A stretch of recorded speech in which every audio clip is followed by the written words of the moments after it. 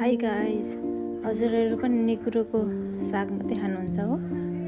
आउनुहोस् आज म हजुरहरूलाई निगुरोको पिरो अमिलो टक्क परेको अचार खान कसरी बनाउने सिकाउँछु है। अब निगुरोलाई सबै आफ्नो साइज अनुसार त्यसलाई केलाउने अनि आलुलाई पनि रेडी पार्ने अनि कुकरमा होइन त्यसलाई बोइल गर्न छोडिदिने। निगुरोलाई पनि हल्का बोइल चाहिँ गर्नै पर्छ है, त्यसलाई पनि हल्का बफ्याउनै पर्छ।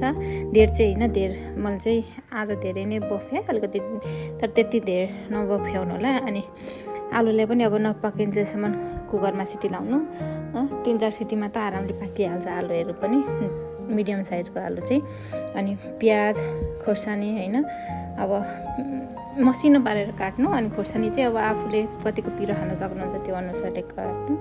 अनि त्यस पछाडि लेमन पनि अब हजुरलाई कतिको अमिलो मनपर्छ त्यही अनुसार रेडी पार्नु। मैले चाहिँ 2टा अमिलो लिएको छु। अनि प्याज र खोर्सानी सबै रेडी पारिसकेँ, त्यति चाहिँ आलु पनि मेरो पाकिसक्छ। अनि सबै आलुले तासे रेडी बनाएँ। मैले चाहिँ यो अलिकति बढी नै भयो, यसको आधी मात्रै हाल्ने छु किनभने आलुको मात्रै बढी हुन्छ भनेर होइन। यो चाहिँ बढी नै भयो, तर म यसले हाफ मात्रै गर्ने हो।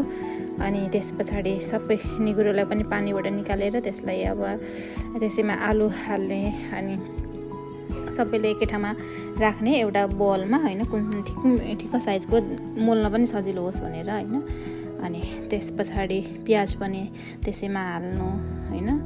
अनि म चाहिँ खोर्सानी चाहिँ अलिक लास्टतिरै हाल्छु किनभने हातले मुस्दाखेरि त्यो सबै हात पोल्छ नि त पिरो, अब अकबरे हो, त्यही भएर मैले चाहिँ त्यो खोर्सानी चाहिँ लास्टमा गर्छु। अनि स्वाद अनुसार नुन पनि हाल्नु, हजुरलाई नुन कतिको मनपर्छ त्यो चाहिँ आफूले पनि हाल्न मिल्छ नुन चाहिँ होइन।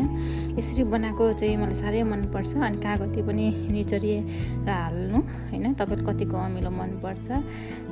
अनि जे होस् यसले चाहिँ फ्रेस हुन्छ क्या यस्तो अचार बनाएर खायो भने। अनि सबैलाई मिक्स गर्नु मजाले त्यतिसम्म। अनि प्यानमा तेल तताउनु आफूलाई कति चाहिने। अनि मलाई चाहिँ मेथी धेरै हालेको मन पर्दैन, त्यही भएर थोरै हाल्छु मेथी पनि। मेथी फुटाउनु, त्यसैमा बेसार हालेर अनि झैँ झानिदिनु। अनि अब तातो हुन्छ नि त तेल, त्यही भएर चम्चाले मैले चाहिँ मिक्स गर्दैछु मजाले। हजुरहरूले हात पनि युज गर्न सक्नुहुन्छ। अनि त्यसलाई मजाले मिक्स गरिसकेपछि अर्को बोलमा सारेँ होइन। अनि त्यसरी अब यो खानालाई रेडी भइसक्यो। Thank you for watching.